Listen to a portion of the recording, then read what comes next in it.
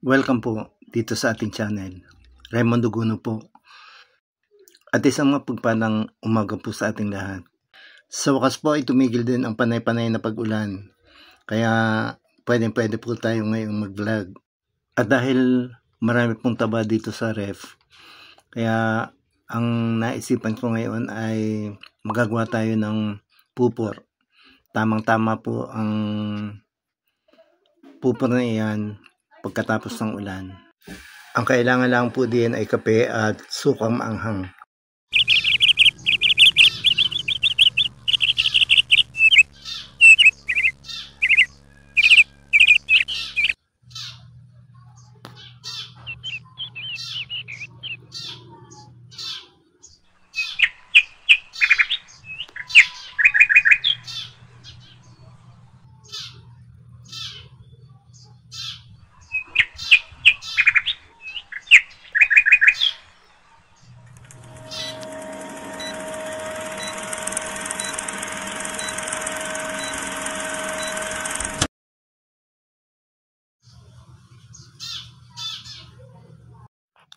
Ito po ang nakaimbak na taba ng baboy sa ating refrigerator. Uunahan ko na po kayo na hindi ito kagandahan dahil napakakakapal po ng taba ng baboy na ito. Ang pinakamaganda pong taba ng baboy ay yung galing sa belly na hindi masyadong makapal. Lalagyan po natin ng asin, yung ating kawali. Sa gayon po ay magiging malasa ang ating gagawin pupor. Pagkatapos ay lalagyan na po natin ng tubig ang kawali. Ang atin pong taba ay 1 kilo. Kaya ang inilagay nating asin ay 2 kutsara at ang tubig ay 3 cups. Ilalagay po natin yung taba ng 3 minuto.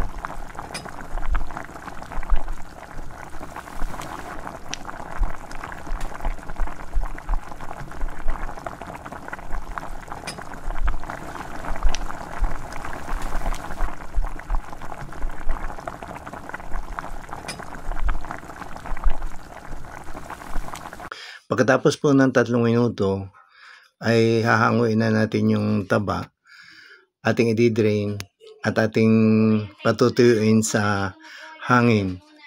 Hihintayin natin itong lumamig at pabayaan nating maiga ang taba. Maaari din pong kayatin na natin yung taba bago natin pakuluan. Pero mas maganda po na atin munang ibabalance ang taba bago gayatin para mas maluwan ang ating gagawing paggagayat. Kailangan po ay matalas na matalas ang ating kutsilyo para hindi naman tayo gigil sa paggagayat ng ating mga taba. Dapat po ay medyo malalaki ang ating gayat dahil pagka po maliliit ang gayat ay yung gupo ay nadikit sa kawali pagka ating iprinito. Ang sukat po ay mga 2 inches palapad at ang pahaba naman ay mga 4 inches. At tamang-tama po iyon na pagka ating sinangkot siya sa kawali, hindi na po kakapit ang ganong kalalaking gayat. Nung una po kasi akong naggagawa ng pupor ay maliliit ang aking gayat, mga 1 inch by 1 inch. Pero nakita ko po na pagka ganoon ay yung pala ay pag sinasangkot sa kawali ay kumakapit sa kawali, kaya mahirap haluin. Ang katwiran ko po kasi noon, pagka maliliit ang gayat, ay natural na madaling maluluto. Pero nadiskubre ko na hindi pala talaga maganda pagka ganoon dahil nagkakapitan sa kawali pag sinasangkot sa ang taba na maliliit ang gayat. Kayo po ay pasensya na dahil para ka pong matagal na rin gagawin kung pagkagayat Kaya ang pinakamaganda siguro ay i-shoutout ko yung lahat na sumusuporta, yung lahat na nagbibigay ng comments, lahat ng nag-share at nagsusubscribe dito sa aking channel. Ako po'y labis-labis ang pasasalamat sa inyong lahat dahil ay po ang dahilan kung bakit nananatiling umuusad ditong aking channel. Kahit pa nga minsan ay para ka pong kung minsan ay nakakatamad din dahil marami ka po kung hindi maintindihan dito sa YouTube. Minsan kasi ay biglang nagbabawas, katulad ng kanina pagising ko ay nabawas na ang more than 15 subscribers. Sabi naman ng anak ko ay ganun daw talaga dahil yun daw ay dahil may glitch. Hindi ko lang talaga maintindihan kung ano yung glitch. Isinalang na po ulit natin yung kawali na mayroong kanting mantika. Ang tawag ho ng inay doon ay pangkaon doon sa sariling taba nung taba ng baboy. Pagkatapos ay atin pong inilagay na yung taba ng baboy nung ito ay uminit. Pwede din po sana na ang inilagay natin ay kaunting tubig para pag naigay yung tubig ay siguradong lalabas yung mantika nung taba ng baboy. Pero ang tingin ko po, batay sa aking mga nagdaang experience, ay mas madali na palabasin yung mantika ng baboy kapag nilagyan natin ng kaunting mantika. At ito nga po at talagang sirit na ang naglabas ng mantika doon sa ating taba ng baboy na ginagawang pupo.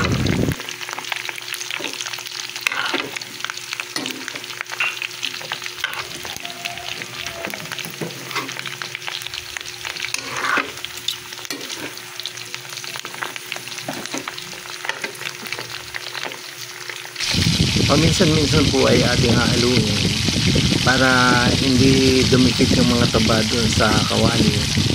At saka pagka po kasi hindi natin nahalo ay lalong nagtitilamsik ka ng mantika.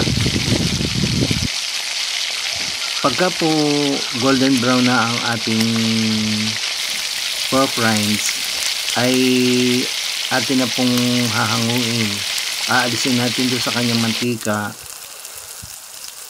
at ating i-drain at ating patutuyuan uli sa hangin.